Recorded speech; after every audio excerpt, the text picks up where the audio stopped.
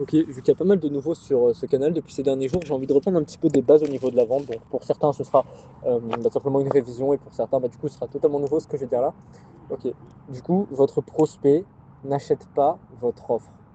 Vraiment, c'est hyper important que vous compreniez ça. Quand vous faites du B2C, en fait, même du B2B, tout achat est émotionnel.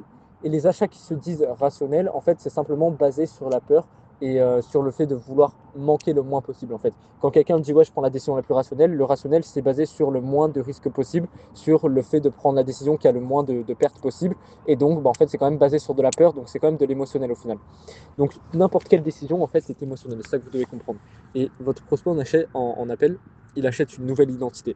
C'est-à-dire qu'il n'achète pas, par exemple, le fait d'avoir plus de leads. Il n'achète pas le fait de gagner 10 000 euros par mois avec un business. Ça encore, il s'en fout. Ce qu'il achète réellement, c'est les bénéfices qui en découlent derrière. Ce qui signifie que en fait, votre rôle en appel, c'est de faire sentir à la personne cette nouvelle identité. Et si vous lui faites sentir cette nouvelle identité, en fait, il associera ce changement à vous.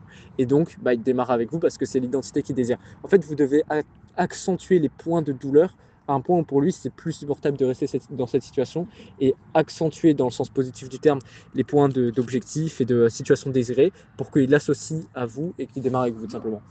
En vrai, c'est aussi simple que ça. Et vous devez pousser un maximum cette nouvelle identité et la lui faire ressentir le plus possible dans l'appel.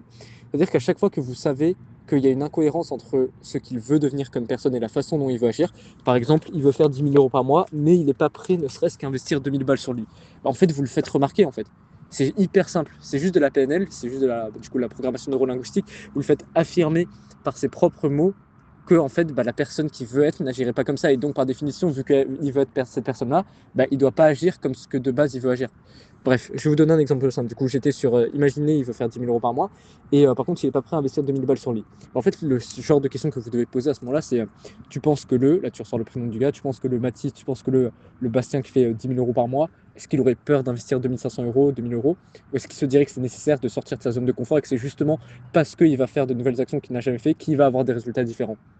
Ah bah c'est sûr, peut-être qu'il irait, ah je sais pas trop en vrai, nanana. Peut-être que là, à ce moment-là, votre prospect, il va éviter ces questions parce que ça lui fait peur. Et vous, faut pas que vous vous fassiez avoir par son bullshit. S'il répond pas à votre question, faut avoir le leadership de dire c'est pas ma question. Là, je te disais, selon toi, qu'est-ce qu'il ferait à ce moment-là? Est-ce qu'il aurait peur? Est-ce qu'il serait en train de se chier dessus? Ou est-ce qu'il serait en mode on y va? Ah non, t'as raison, ce serait peut-être qu'il serait en mode on y va. Ok. Et toi, t'as envie d'incarner cette identité-là? Oui, j'ai envie de l'incarner. Ok, pourquoi est-ce que tu as envie de l'incarner? Vous voyez, là, vous faites se justifier le prospect. Ah, parce que j'en ai marre de ma situation et je veux vraiment le faire, c'est les faire ces 10 000 euros par mois. Ok. Donc là, selon toi, c'est quoi la bonne chose à faire? Et là, c'est pas vous qui lui dites c'est quoi la bonne chose à faire, genre on y va, on va aller chercher ces 10 000 euros par mois, tu investis 2 000 euros, vous lui laissez l'illusion du choix en fait. Et forcément, bah, c'est l'illusion du choix. Donc, en fait, il a l'impression de pouvoir choisir, mais en fait, au fond, pour être en cohérence avec son identité, il est obligé de vous suivre. Ah oui, t'as raison, ok, la meilleure chose à faire, c'est de démarrer avec toi. Et bam, voilà comment vous pouvez closer en seulement quelques questions en revenant sur l'identité désirée de la personne. Et une fois que vous comprenez ça dans le fond, en fait, vous n'avez plus besoin de savoir quelles questions poser exactement, etc. Parce que c'est juste une suite logique de questions, vous voyez, que vous allez réussir à construire dans votre tête. Voilà. Ah oui, là j'ai de l'inspi d'ailleurs au niveau de la nouvelle identité, autre chose que vous pouvez utiliser, c'est vraiment être binaire. Genre associer nouvelle identité à des trucs que positifs et ancienne identité à que des trucs négatifs. Notamment, nouvelle identité, du coup, démarrer avec vous, avoir un coaching, enfin, avoir une vision claire, etc. Ne pas démarrer avec vous, ancienne identité, douleur, etc. C'est vraiment très important. Parfois, la vente, c'est vraiment tout con et là, c'est très binaire. C'est pas 0, 1, 2, 3, 4. Il n'y a pas de nuance ici. C'est vraiment 0, 1. Soit tu démarres avec moi tu vas vers ta nouvelle identité, soit tu démarres avec moi, tu restes dans ton ancienne identité. C'est à toi de voir quel choix est-ce que tu préfères. Vraiment, c'est très important de mettre ce clivage entre les deux, de mettre cette barrière. Parce que c'est ça justement qui va forcer le passage à l'action de votre prospect. Il ne se dira pas, ouais, c'est vrai, je peux revenir. Ah, c'est vrai, peut-être que je vais quand même y arriver seul. Non, vraiment, dans sa tête, c'est soit je démarre, j'y vais, j'incarne tout ce que j'ai envie, donc tous les bénéfices. Si par exemple c'est de la perte de poids, le fait de me sentir plus masculin, le fait d'avoir un corps qui, je sais, plaît à ma femme, le fait de me sentir mieux dans ma peau, le fait de pouvoir marcher torse nu à la plage l'été. Et ancienne identité, ne pas avoir d'énergie, me sentir pas confiant en moi, ne pas pouvoir jouer avec mes gosses parce que j'ai pas assez d'énergie.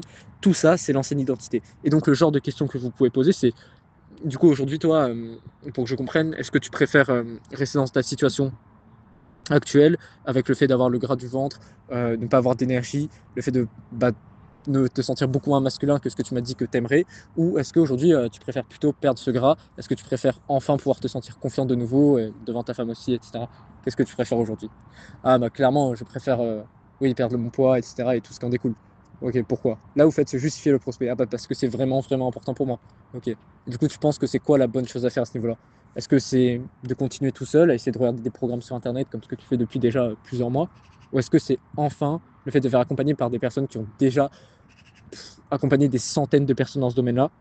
Tu penses que c'est quoi la bonne chose à faire dans ce cas-là? Ah, je sais pas, je pense que la bonne chose à faire, oui, ce serait potentiellement de me diriger vers quelqu'un qui a déjà accompagné d'autres personnes. Vous voyez, là, vous avez déjà un semblant de oui quand vous faites ça. Ok, pourquoi? Là, vous faites se justifier.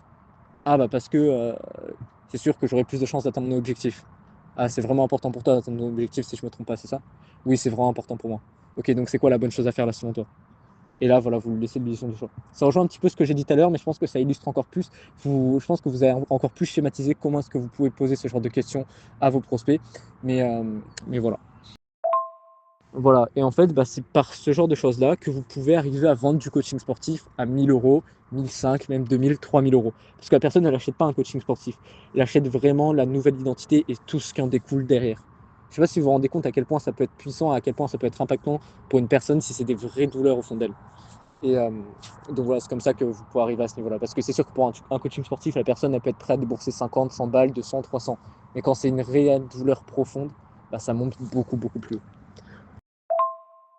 Donc voilà, ça c'est pour du closing assez émotionnel. Forcément, ça va être beaucoup plus sur des cibles B2C. Donc par exemple, coaching perte de poids, Make Money pour les débutants ou autre niche, coaching boursier, bref, peu importe. Mais ça va être beaucoup plus sur du B2C que vous allez closer comme ça. Sur du B2B, ça va être beaucoup plus rationnel. Ça va être beaucoup plus sur identification des problèmes. Et vu que je suis la bonne personne pour identifier tes problèmes, je suis la bonne personne pour les résoudre. En fait, vous avez juste à voir mon closing que j'ai fait à 3000 euros que j'ai mis sur YouTube il y a de ça 2 jours. Si vous regardez, je fais zéro émotionnel. Genre, le gars, je lui creuse pas ses douleurs, je lui creuse pas sa situation désirée, etc. Juste un petit peu pour savoir, mais je vais pas profondément là-dessus. Parce que je sais que ça va pas me servir et j'ai identifié que la personne qui était en appel avec moi, c'était une personne beaucoup plus rationnelle, vous voyez. Et c'est du B2B, donc ça n'a rien à voir. Là, j'ai juste identifié précisément ces problèmes par l'audit et après, bah, forcément, on parle de solutions. Et après, j'ai juste à faire un petit peu d'anti-vente, etc. Et la vente est conclue, quoi. Mais, euh, mais voilà, si vous êtes sur du B2C, ce sera pas du tout le même mode de closing, ça, il faut que vous en ayez conscience. Et si vous voulez, même, je pourrais vous envoyer un closing sur du B2C que j'ai déjà fait, où bah, pour le coup, j'ai été beaucoup plus dans l'émotionnel, j'ai appliqué littéralement tout ce que je vous ai dit dans les vocaux précédents, quoi. Et vraiment réaliser à quel point vos prospects, vous avez besoin d'être pushy avec eux.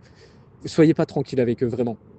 Vous dites qu'en fait, en étant tranquille avec eux, en passant un bon moment, etc., ben, en fait, vous allez bien marquer les personnes et forcément, après, ils vont vouloir revenir vers vous. Sauf que non, vous ne les marquez pas en faisant ça. Vous ne faites rien, vous ne faites pas ressentir une nouvelle identité.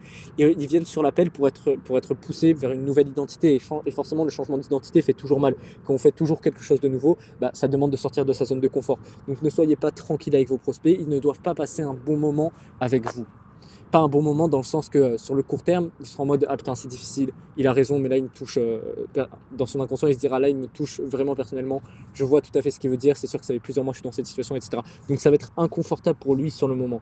Mais par contre, plusieurs heures après, le soir où vous avez fait l'appel avec lui, il sera dans son lit et repensera à cet appel, il dira putain, c'est vrai, cet enfoiré, il a raison. Et c'est ça qui fait démarrer, vraiment.